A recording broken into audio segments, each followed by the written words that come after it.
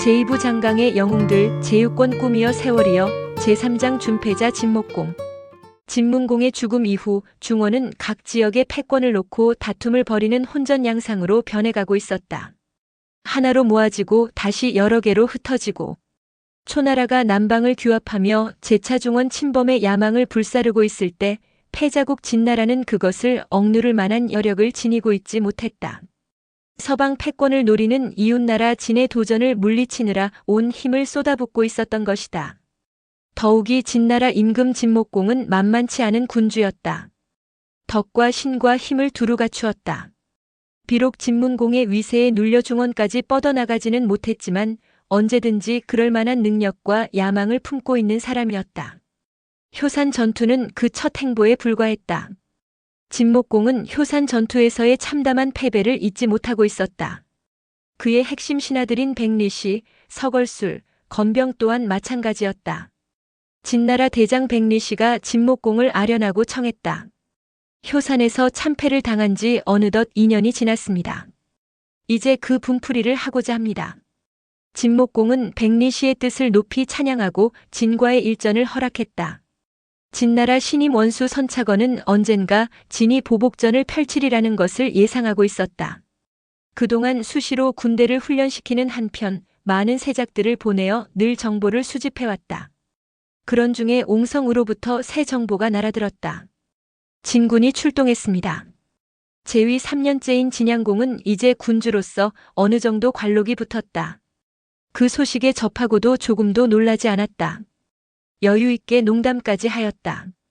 이제야 백리씨가 과인의 말을 받으러 오는구나. 선차건은 즉각 방어군을 편성했다.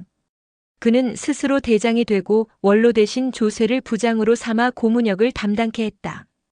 병차를 모는 어용으로는 왕관무지를 임명했고 차후에는 호국거를 임명했다. 총병력은 병차 300승. 그들이 강의 성문을 나섰을 때였다. 한 무리의 장사들이 선차거 앞으로 달려와 간청했다. 저희도 이번 싸움에 따라가게 해주십시오. 선차거가 바라보니 그들 맨 앞으로 낯익은 얼굴이 보였다. 전에 포만자를 죽여 차후로 승진했던 낭심이었다. 그 옆으로 그의 친구 선백의 얼굴도 보였다. 선차거가 물었다. 그대가 웬일이며 저들은 다 누구인가? 이들은 모두 시정잡배들이지만 그동안 제가 병장기 다루는 법을 가르쳐 주었습니다. 모두들 나라를 위해 죽을 각오가 되어 있는 사람들입니다. 바라건대 종군하여 진나라 군사들과 싸우도록 해주십시오. 낭심과 그 뒤에 100여 장사들이 일제히 허리를 숙였다. 선차건은 그들의 각오가 대단한 것을 보고 크게 기뻐했다. 이번 싸움에서도 우리는 진을 이길 수 있겠구나. 진군은 천천히 서쪽을 향해 나갔다. 방어군인 만큼 서두를 필요가 없다고 판단했기 때문이었다. 그러나 조쇠의 생각은 달랐다. 무릇싸움이란 안에서 하는 것보다 밖에서 하는 것이 나라에 손실이 없는 법이요. 진군이 우리 영토로 들어오기 전에 우리가 먼저 진나라 영토로 들어가는 것이 유리하오.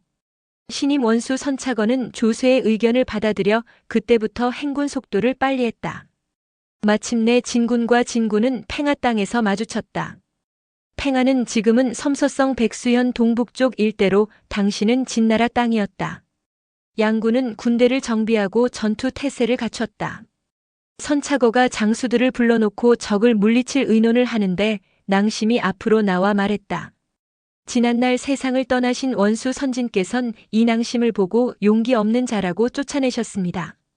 이제 저는 제 부하들과 함께 적진으로 나가 참으로 용기가 있는지 없는지를 시험해 보겠습니다. 선봉을 하겠다는 것인가? 그렇습니다. 하지만 제가 선봉을 자청하는 것은 결코 공명을 탐해서가 아닙니다.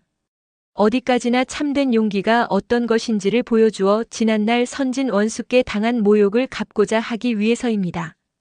말을 마치자 낭심은 친구 선백 등 100여 명과 50승의 병차에 나누어 타고 일제히 진군 영체를 향해 쳐들어갔다. 돌격하는 그들의 용맹은 상상을 초월할 정도로 엄청났다. 비록 소수이긴 했지만 진군을 향해 덮쳐드는 기세는 태산도 무너뜨릴 정도로 험악했다.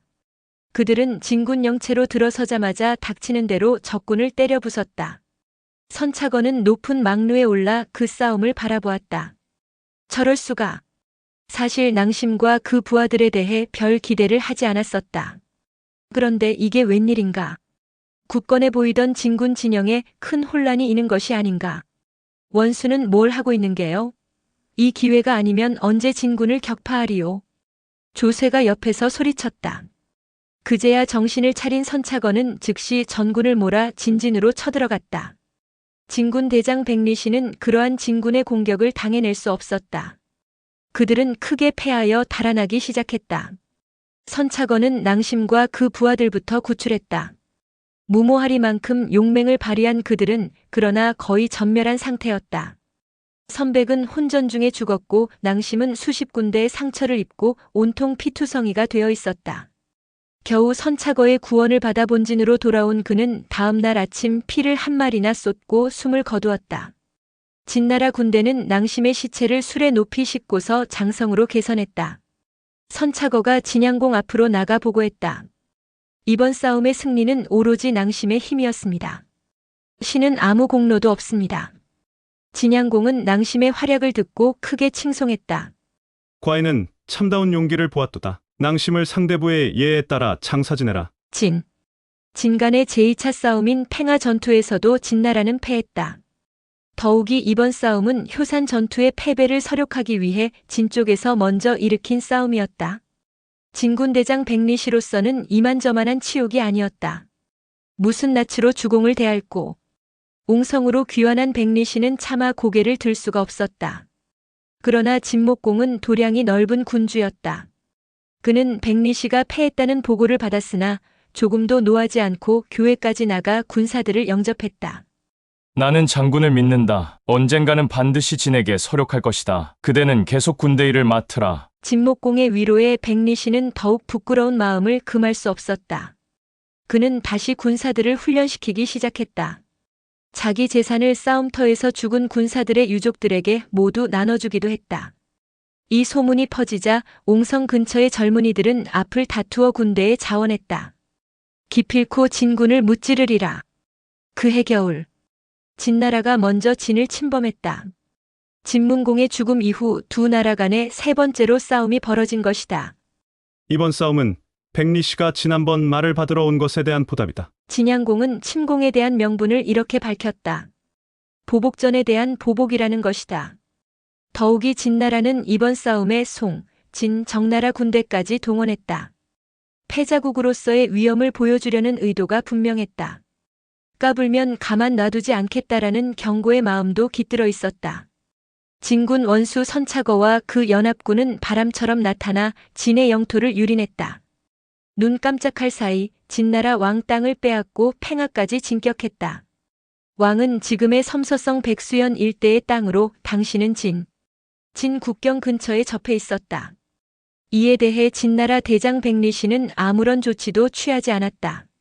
일체 군사를 일으키지 않고 진나라 연합군이 왕 땅을 빼앗고 돌아갈 때까지 옹성에서 훈련에만 열중하였을 뿐이었다.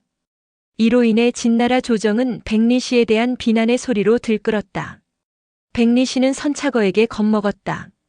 군대를 맡길 만한 그릇이 아니다. 그러나 진목공만은 백리씨를 믿었다.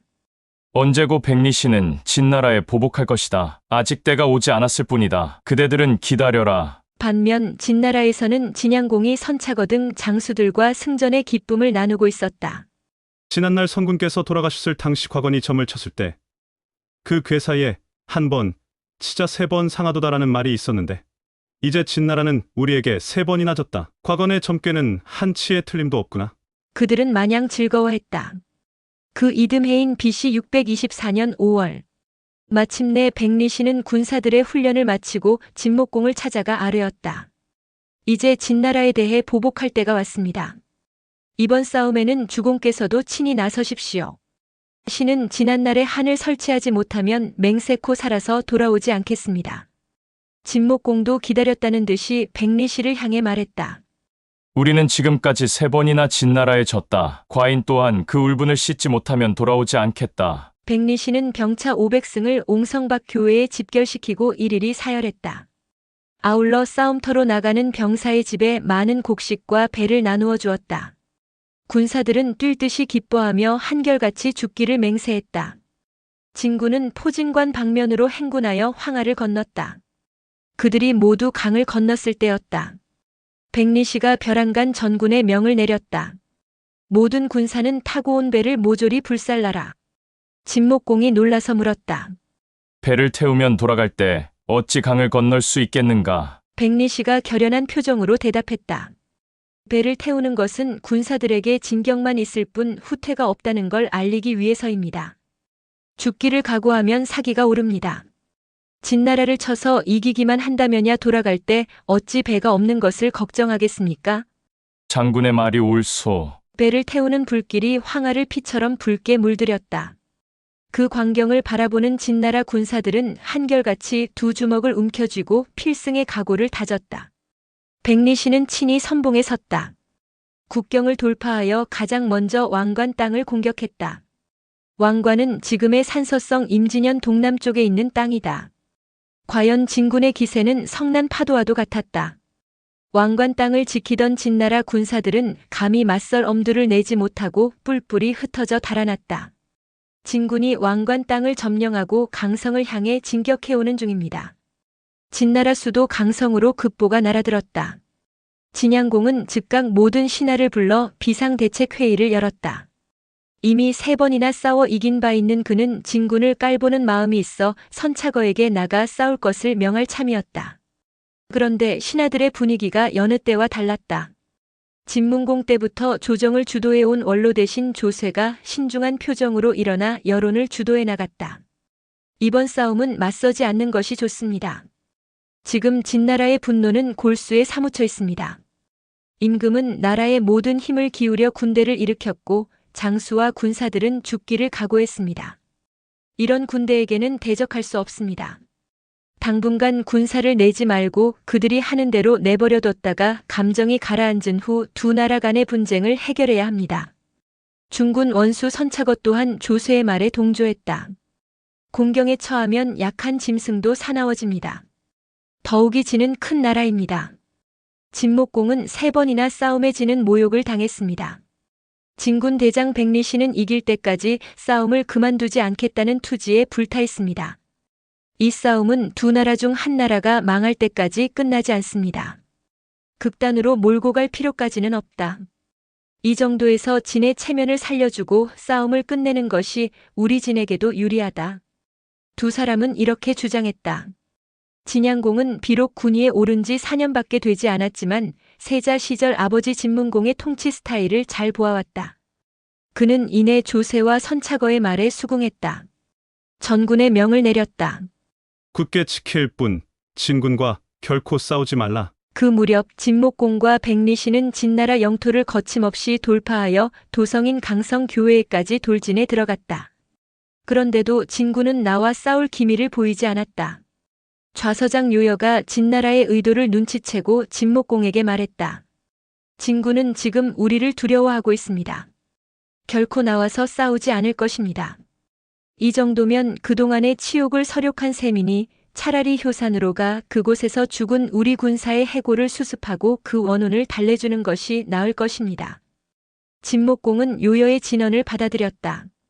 효산으로 가겠다. 강성을 향해 진격하던 진군은 방향을 틀어 모진으로 남하하여 그곳에서 황하를 건너 동요산으로 들어갔다.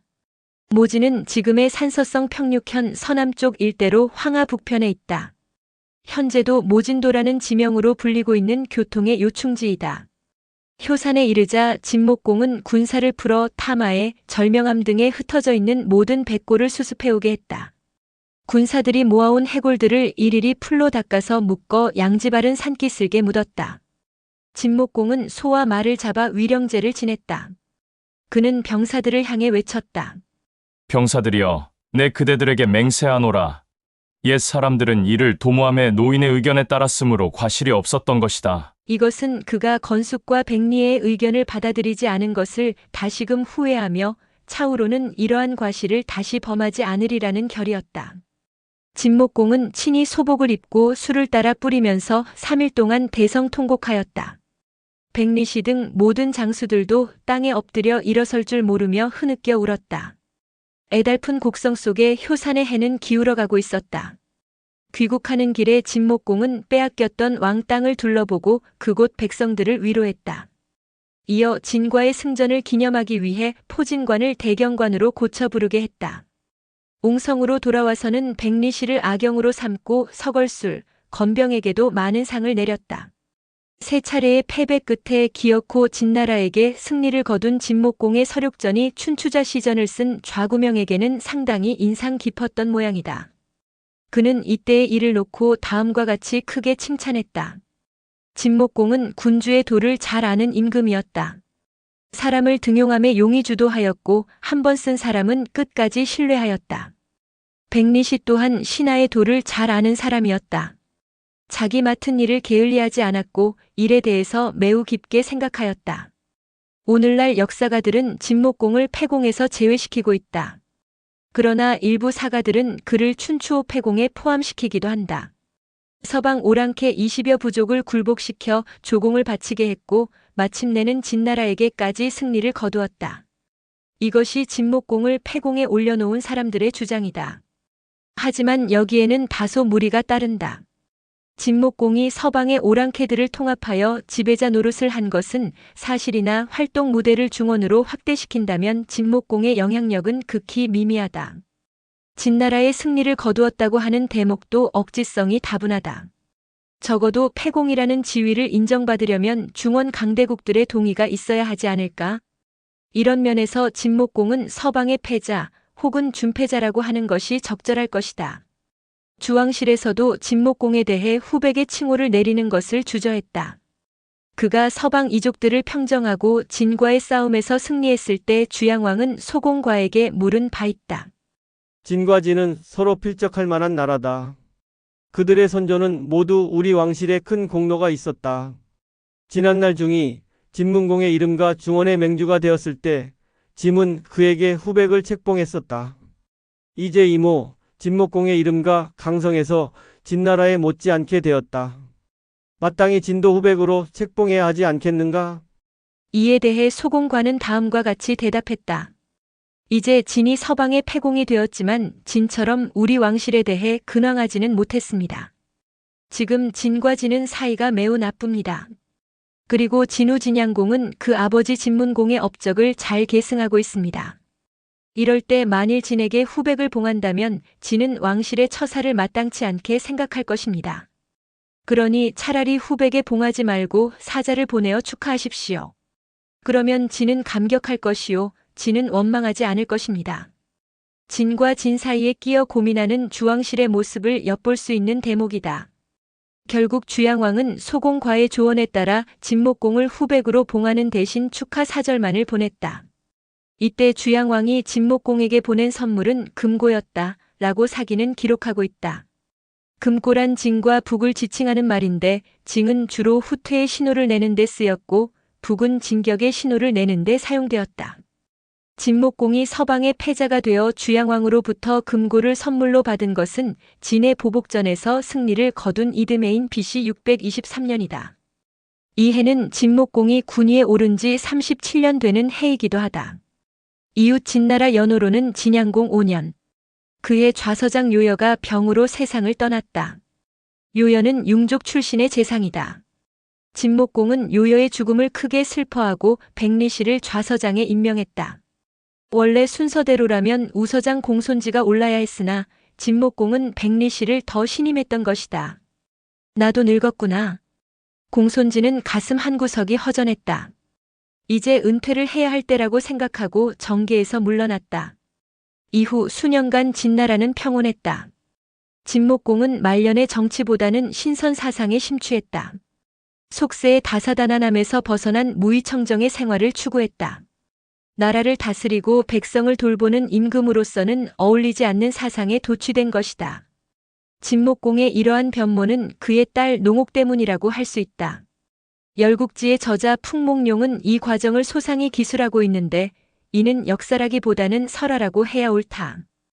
열국지의 상당 부분이 사서의 바탕을 두고 있기에 이 부분에 이르러 다소 혼란스러울 수도 있지만 민간 설화 등을 과감히 도입하고 있는 것 또한 열국지만이 지니고 있는 독특한 맛과 재미라고 여겨진다.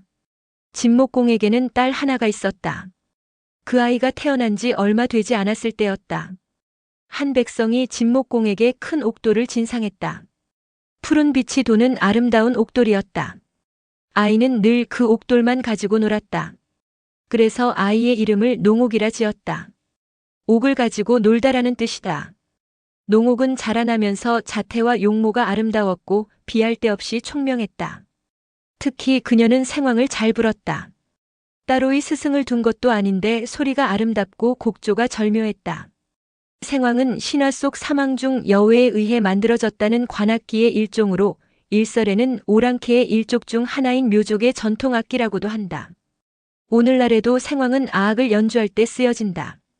진목공은 농옥을 위해 장인을 불러 옥돌로 생황을 만들었다. 농옥은 뛸 듯이 기뻐했다. 그녀가 옥으로 만든 생황을 불 때면 그 소리가 마치 봉이 우는 소리 같았다. 진목공은 또 커다란 누각을 지어줬다. 농옥은 그 누각에서 자주 생황을 불었다. 사람들은 그 누각을 복루라고 불렀다. 복루 앞에는 높은 데가 있었는데 그대를 봉대라 하였다. 농옥의 나이 15살이 되었다. 진목공은 농옥을 위해 좋은 배필을 구해주려고 했다. 농옥이 스스로 남편감의 조건을 밝혔다. 저는 생황을 잘 불어 제가 내는 음색에 화답할 수 있는 사람에게 시집 가겠습니다. 그 외 사람은 소녀가 바라는 바가 아닙니다. 진목공은 널리 사람을 풀어 생황 잘 부는 총각을 수소문했다. 많은 사내들이 몰려들었으나 아무도 농옥의 생황 소리에 견줄 수가 없었다. 어느 날 밤이었다. 농옥은 복루 위에 올라 주렴을 걷고 하늘을 바라보았다. 하늘은 구름 한 점 없이 맑고 깨끗했다. 그 한가운데로 밝은 달이 거울처럼 걸려 있었다. 농옥은 밤하늘의 아름다움에 취해 향로에다 향을 사르고 창가에 기대어 옥으로 만든 생황을 불었다. 생황 소리는 높고 맑아 하늘 저 끝까지 스며드는 듯 했다. 향기로운 바람이 불어왔다. 바로 그때였다. 어디선가 농옥의 생황 소리에 맞춰 또 다른 음색의 음률이 들려왔다. 그 소리는 먼 데서 들려오는 것 같기도 했고 아주 가까이서 들리는 것 같기도 했다. 농옥은 생황을 입에서 떼고 귀를 기울였다. 그러자 저편에서 부는 소리도 멈췄다. 다만 그 여음만이 끊어질 듯 은은하면서도 가냘프게 이어질 뿐이었다. 농옥은 정신을 잃은 듯 멍한 표정을 지었다. 밤이 점점 깊어갔다. 어느덧 달은 기울고 향로의 불도 꺼졌다. 농옥은 침상에 누웠으나 좀채로 잠을 이루지 못했다. 그러다가 그녀는 잠이 들었다. 그때 서남쪽 하늘로부터 문이 열렸다. 영롱한 오색빛이 야광주처럼 빛났다. 한 장부가 새 깃털로 만든 관을 쓰고 학창이를 입고 봉황을 타고 그 하늘문에서 나와 봉대 위로 내려왔다. 장부의 모습은 아름다웠다. 나는 태화산 산신이요. 이번에 상제의 분부로 장차 그대와 백년가약을 맺게 되었소. 금년 중추에 그대와 다시 만나 전생에 미진했던 인연을 이어갈까 하오. 장부는 이렇게 말하고서 허리춤에서 붉은 옥으로 만든 퉁소를 꺼내어 난간에 의지하고 불었다. 그가 타고 온 봉황이 퉁소 소리에 맞춰 날개를 펴고 춤추기 시작했다. 봉황의 춤과 옥퉁소 소리는 혼연히 일체가 되어 황홀하기 그지없었다. 농옥이 취한 듯이 물었다. 그것은 무슨 곡입니까? 화산음 중 첫 번째 곡조 이외다. 그 곡조를 배울 수 있습니까? 이미 인연을 맺기로 했는데 못 가르쳐줄 까닭이 없지요. 장부는 가까이 다가와 농옥의 손을 잡았다. 손을 잡히는 순간 농옥은 소스라치게 놀라 퍼뜩 눈을 떴다. 꿈이었다. 꿈에 본 광경이 현실처럼 눈앞에 완연했다. 날이 밝자 농옥은 진목공에게 간밤의 꿈 이야기를 들려주었다. 진목공은 백리시를 불러 농옥이 꿈속에서 봤다는 장부의 모습을 상세히 말했다. 하늘에 계시오. 찾아보오. 백리시는 진목공의 분부를 받고 태화산으로 갔다. 태화산에 이르러 며칠 동안 수소문하던 백리시는 한 농부를 만났다. 농부가 산 위를 가리키며 말했다. 저 산 위에 명성암이라는 바위가 있는데 그곳에 한 이인이 살고 있습니다. 얼마 전부터 호련히 이곳에 나타나 저 산 위에서 초막을 짓고 혼자 삽니다. 그 사람은 매일 산에서 내려와 혼자 주점에 들러 자작술을 마시며 밤이면 어김없이 퉁소한 곡조를 붑니다. 하지만 그가 어디서 온 사람인지는 아무도 모릅니다. 백리씨는 농부가 가르쳐준 명성암으로 올라갔다. 과연 명성암 아래로 초막 한 채가 서 있고 그 안에 한 사내가 있었다. 사내는 우관을 쓰고 학창의를 입었는데 얼굴이 배곡 같고 입술은 산호 같았다. 첫눈에 보아도 그 기상이 세속 사람이 아니었다. 백리씨는 그가 바로 농부가 말한 이인임을 직감하고 그 앞으로 나가 읍하며 물었다. 그대의 성과 이름이 어떻게 됩니까? 성은 소이며 이름은 사라입니다. 헌데 당신은 누구시며 무슨 일로 오셨습니까? 저는 진나라 좌서장 벼슬을 하는 백리씨라고 합니다.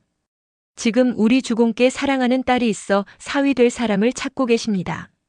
그 따님이 생황을 잘 불어 그에 맞는 배필을 구하는 중인데 그대가 음률에 정통하다는 소문을 듣고 우리 주공께서 그대를 모시고자 저를 보낸 것입니다.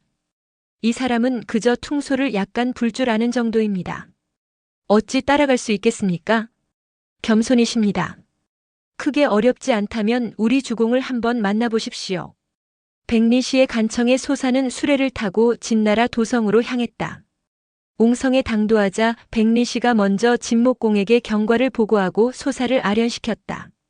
진목공은 봉대에 앉아 소사를 맞이했다. 먼 길에 고생이 많았소. 신은 사냐에서만 지냈기 때문에 예법을 모르니 널리 용서하십시오. 진목공은 풍채가 깨끗하고 속세를 떠난 듯한 소사의 자태를 보자 자신의 정신이 다 맑아지는 듯했다. 그대가 퉁소를 잘 분다는데 생황도 잘 부는가? 신은 퉁소만 불 줄 알고 생황은 불 줄 모릅니다. 순간 진목공은 당황했다. 농옥은 생황을 잘 부는 배필을 원하지 않는가? 퉁소와 생황은 다른 악기인데 이 사람은 농옥의 배필이 아니구나. 아깝도다. 이렇게 생각하고 백리씨를 돌아보며 명했다. 이 사람을 객관으로 잘 모시오. 그때 농옥은 옆방에 숨어 이 광경을 훔쳐보고 있었다. 그녀는 시녀를 급히 진목공에게 보내어 말했다. 퉁소와 생황은 같은 종류의 악기입니다. 어찌 그 사람에게 퉁소를 불어보라고 하지 않으십니까? 진목공은 시녀가 전하는 농옥의 말을 듣고 그럴듯하게 생각했다. 자리에서 일어나려는 소사를 불러앉히고 다시 말했다. 그대는 퉁소 한 곡조를 들려주오. 소사는 붉은 옥으로 만든 퉁소를 꺼내어 들었다. 입에 대고 천천히 바람을 불어넣었다. 이윽고 아름다운 소리가 봉대 주변으로 울려 퍼지기 시작했다. 참으로 기막힌 솜씨였다. 제1곡을 불 때는 어디선가 맑은 바람이 솔솔 불어왔다. 제2곡으로 이어지면서 사방에서 갖가지 색깔의 구름이 모여들었다. 제3곡에 이르러서는 백학 한 쌍이 날아와 서로 마주보고 춤을 추었고 화답하듯 새들이 숲속에 모여 지저귀었다. 어느 순간 소사의 퉁소 소리가 그쳤다. 그러자 구름도 학도 새들도 다 흩어져 날아가 버렸다. 주렴 뒤에 숨어 소사의 퉁소 부는 모습을 훔쳐보던 농옥은 놀라움과 기쁨을 참을 수 없었다. 바로 꿈속에서 본 그 장부이며 꿈속에서 들은 그 곡조였기 때문이었다. 저 사람이야말로 나의 배필이다. 정신을 잃고 퉁소 소리를 듣고 있던 진목공 또한 탄성을 금치 못했다. 천상의 소리로다. 이렇게 감탄하고는 다시 소사를 향해 물었다. 그대는 퉁소의 유래에 대해 나에게 알려줄 수 있는가? 소사가 대답했다. 퉁소는 보키씨에 의해 처음으로 만들어졌습니다. 소는 곧 숙이니 맑다는 뜻입니다. 그러므로 중려 12율 중에 하나의 소리를 냅니다. 반면에 생황은 여외씨에 의해 처음으로 만들어졌습니다. 생은 곧 생이니 발생한다는 뜻입니다. 그러므로 태주 12율 중에 하나의 소리를 냅니다. 좀 더 상세히 말해보라. 신이 퉁소를 불 줄 알기에 퉁소에 대해서만 말씀드리겠습니다. 옛날 보키씨는 여러 대나무를 봉황의 날개처럼 엮어 입으로 부는 악기 하나를 만들었다. 이것이 퉁소의 기원이다.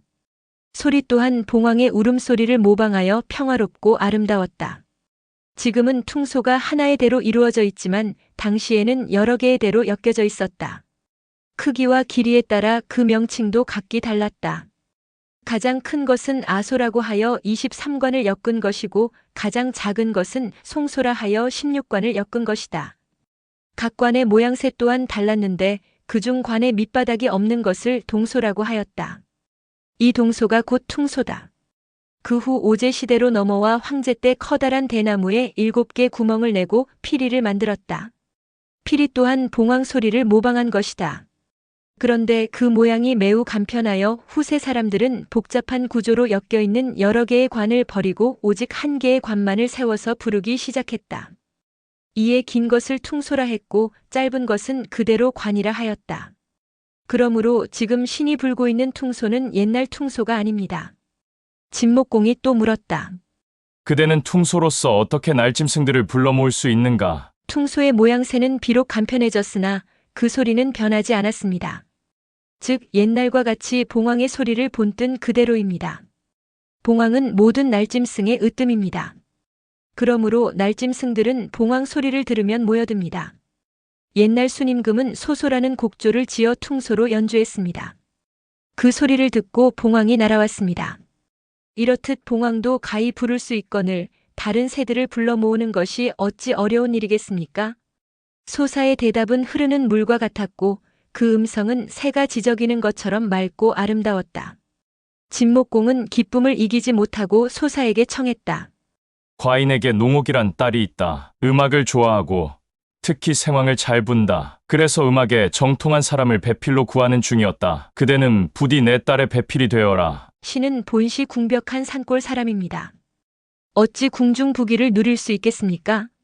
소사의 사양에도 불구하고 진목공은 끝내 소사를 설득하여 그를 농옥의 남편으로 삼았다. 하루아침에 진목공의 사위가 된 소사는 중대부 벼슬을 받았다. 그러나 그는 나라 정치에는 일절 관여하지 않았다. 오로지 복루에만 머물며 한 잔 술의 퉁소만을 즐겼다. 그는 또 음식 먹는 것이 특이했다. 화식을 전혀 하지 않는 것이었다. 그의 부인이 된 농옥도 익힌 음식을 멀리하고 생식을 배웠다. 소사는 늘 능옥과 함께하며 퉁소 부는 법을 가르쳐 주었다. 아울러 봉황을 부르는 법도 익히게 했다. 두 사람이 부부가 된 지 반년쯤 지난 어느 날 밤이었다. 달이 휘영청 밝았다. 소사와 농옥은 달빛 아래서 퉁소를 불었다. 퉁소 소리는 달빛을 흔들리게 할 정도로 깨끗하고 맑았다. 구름 한 점 없는 하늘에 검은 점이 나타났다. 농옥이 놀라 바라보니 봉대 왼편으로 자줏빛 봉황이 날고 있었고 오른편으로는 붉은 용이 허공에 떠 있었다. 농옥이 기쁨에 겨워 말했다. 저도 이제 봉황과 용을 부를 수 있게 되었습니다. 그러자 소사가 숙연한 얼굴로 농옥을 바라보았다. 그대에게 고백할 것이 있소. 무엇입니까? 나는 본래 하늘나라 신선이요. 옥황상제께서 인간 세상의 사적이 흩어지고 갈피를 잡을 수가 없게 되었으니 내가 가서 인간 역사를 정리하여라. 명하시기로 그 분부에 따라 지상으로 내려온 것이요. 나는 주선왕 17년 5월 5일에 주나라 소씨 집에서 태어났소. 나의 본명은 소삼랑으로 주선왕 말년에 사관이 되어 과거 역사를 정리하고 빠진 것을 보충해 놓았소. 주나라 사람들은 이러한 나의 공을 인정하여 그때부터 나를 소사라고 불렀던 것이요. 내가 인간 세상에 내려온 지도 어느덧 110년이 지났소. 옥황상제께선 나를 태화산 주인으로 명하고 그대와 퉁소로서 부부의 연을 맺게 해주신 것이요. 그러나 나는 더 이상 인간 세상에 머물지 못하오. 상제 곁으로 돌아갈 때가 되었소. 저 용과 봉황은 나를 영접하러 온 것이요. 이제 다행히 그대가 퉁소를 잘 불어 봉황을 부를 정도가 되었으니 당신도 나를 따라 하늘나라로 올라갈 수가 있소. 그대는 나와 함께 인간 세상을 떠나 하늘나라로 가지 않겠소? 농옥은 놀란 가운데에서도 소사의 뜻에 따르기로 결심했다. 당신과라면 어느 곳인들 가지 못하겠습니까? 다만 아버지께 잠시 작별 인사를 하고 오겠습니다. 소사가 다시 말했다. 우리는 이미 신선이 되었소. 마땅히 초연해야 하고 잡념을 없애야 하오. 어찌 혈연을 생각하며 애착을 가질 수 있겠소? 알겠습니다. 소사는 붉은 용을 탔고 농옥은 자줏빛 봉황의 등에 올라탔다. 용과 봉황이 하늘 높이 솟아올랐다. 봉대 주변을 한 바퀴 돌고는 이내 달빛을 뚫고 구름 속으로 사라져갔다. 승용이란 말이 있다. 글자 뜻대로 해석하면 용을 타다이지만 이보다는 다른 뜻으로 많이 쓰인다. 훌륭한 사위를 얻다. 바로 소사의 고사에서 나온 말이다. 이튿날 이른 아침이었다. 복루의 시녀들은 진목공의 방으로 달려가 간밤에 이를 소상히 고했다. 진목공은 사위와 딸이 용과 봉황을 타고 하늘로 올라갔다는 말을 듣고 한동안 넋을 잃었다. 신선이라는 것이 과연 있었구나. 만일 지금이라도 용과 봉황이 나를 데리러 온다면 나 또한 이 나라 강산을 버리고 하늘로 올라가리라. 그래도 진목공은 소사와 농옥이 하늘로 올라갔다는 것을 완전히 믿지 못했던 모양이다. 아마 태화산으로 갔을 것이다. 그는 사람을 풀어 태화산 일대를 샅샅이 뒤졌다. 하지만 끝내 두 사람의 종적을 찾지 못했다. 진목공은 소사가 살던 태화산 명성암 위에다 사당을 짓고 소사와 농옥을 기다렸다. 그 뒤로 그 일대 사람들은 봄가을로 술과 과일을 차려놓고 두 사람을 위해 제사를 지냈다. 지금도 그곳에 가면 사당을 볼 수 있는데 소녀사가 바로 그것이다. 전하는 말에 의하면 가끔 그 사당 안에서 봉황 소리가 난다고 한다. 육조시대 사람으로 뒷날 당나라 시풍에 많은 영향을 끼친 바 있는 포조라는 시인이 지은 시 중 소사곡이란 시가 있다. 바로 소사와 농옥의 일을 읊은 시다. 소사는 언제나 젊음을 잃지 않고 영녀농옥 또한 아름다움을 잃지 않았도다. 인간 음식을 버리고 저녁 안개와 더불어 높은 산을 논일도다. 용은 하늘로 오르고 봉은 진을 떠났도다. 한 번 가서 다시 돌아오지 않으니 때로 퉁소 소리만 오락가락하더라. 소사와 농옥의 일화가 물론 역사는 아니다. 민간 설화다. 당시의 일을 소상이 기록한 사기에도 춘추자 시전에도 이들에 관한 얘기는 일절 찾아볼 수 없다. 그러나 역사가 신화나 설화에서 기원하듯이 소사와 농옥의 일화가 완전히 꾸며진 얘기라고만도 할 수 없다. 중요한 얘기는 아니지만 추측건대 진목공의 딸 중 하나가 꽤나 퉁소를 잘 불었고 아버지의 사랑도 흠뻑 받았던 모양이다. 퉁소를 잘 부는 배필을 얻어준 것도 사실일지 모른다. 그런데 그 사랑하는 딸이 일찍 죽었다. 사위 또한 아내의 죽음을 슬퍼하여 뒤따라 죽었다. 진목공의 가슴이 얼마나 아팠을까? 밤마다 꿈속에 나타났을 것이다. 그는 사위와 딸을 위해 태화산에 사당을 짓고 두 사람의 영혼을 위로했다. 그리고 생전에 좋아하던 퉁소 소리를 들려주었을 것이다. 이것이 민간 사람들에게 건너 전해지다가 신선으로까지 비약하지 않았을까?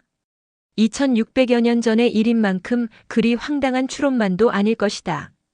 소사와 농옥이 하늘로 오른 이후 진목공은 정치에 관심을 잃었다. 전쟁이니 무기니 하는 말조차 싫어했다. 속세에서 벗어난 무위청정의 세상을 그리워했다. 실제로 그는 조당의 발을 끊고 신선 사상에 심취했다. 화식 대신 생식을 즐겼다. 모든 나라 일은 좌서장 백리씨가 처리했다. 그럴 즈음에 공손지가 죽었다. 이에 백리씨는 자차씨의 세 아들 엄식, 중앙, 겸호 등을 천거했다. 세 사람은 어질고 덕이 있었다. 나라 일을 잘 살폈고 백성들을 위해 많은 일을 했다.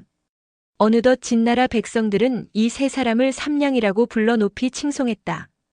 진목공은 여전히 선계를 노리는 듯 자신의 수양에만 몰두했다. 2월의 어느 날 밤이었다. 진목공은 봉대에 앉아 은색빛을 뿌리는 달을 바라보며 사랑하는 딸 농옥을 떠올렸다.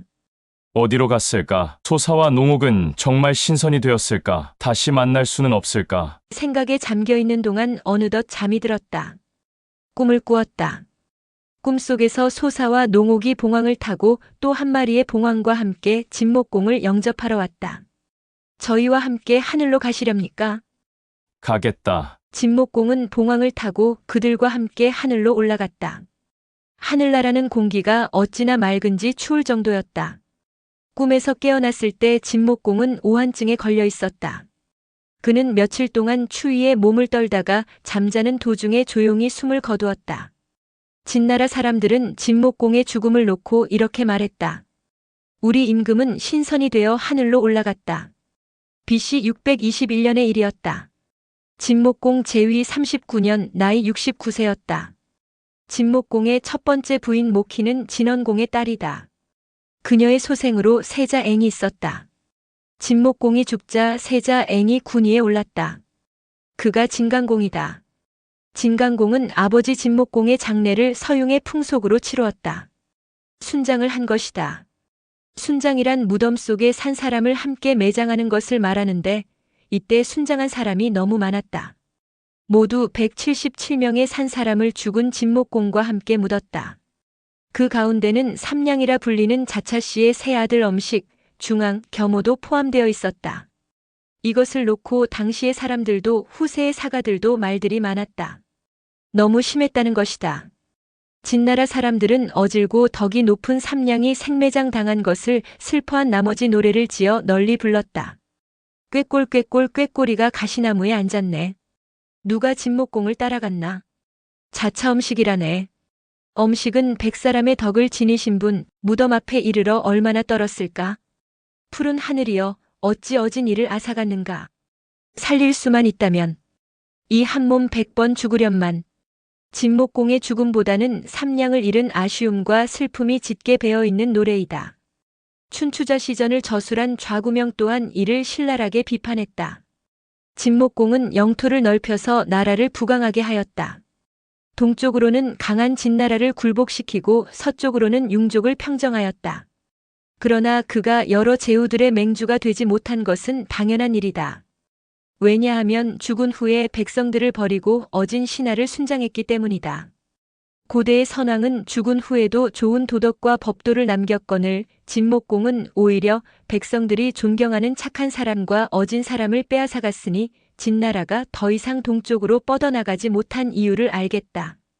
진목공이 준패자에 머물 수밖에 없었던 이유를 죽은 후에 순장해서 찾고 있는 것이 특이하다.